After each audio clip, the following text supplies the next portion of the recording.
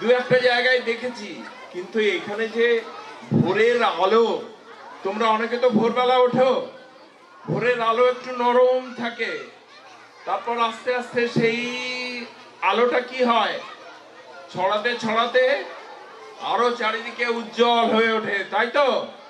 তোমাদের দেয়াল পত্রিকার নাম ভোরের আলো। তার মানে তোমরা সব ছোট ছোট ফুলের কুঁড়ির মতো, তোমরাই একদিন কিন্তু এরকম ভোরের আলো থেকে একদম কি হবে, কি হবে, তোমরা চারিদিকে ছড়িয়ে পড়বে, আলোয় আলোকিত করবে, গোটা সমাজকে করবে। কেউ ছবি এঁকে, কেউ লিখে, কত রকম কিছু তোমরা ভাবতে পারো, ছোট ছোট ছড়া লিখতে পারো, মজার মজার বিষয় ভাবতে পারো। অনেকেই তো এখানে ওখানে বেড়াতে যাও, যাও না? মামার বাড়িতে যাও, পুজোর সময়, ঈদের সময় যাও তো?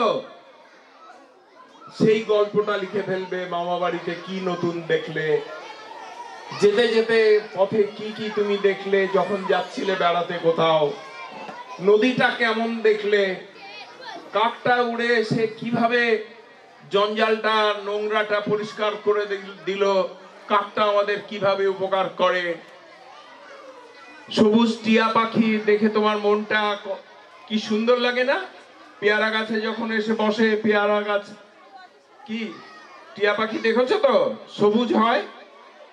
তোমরা তো গানও গাইলে, কাকাতুয়ার গান।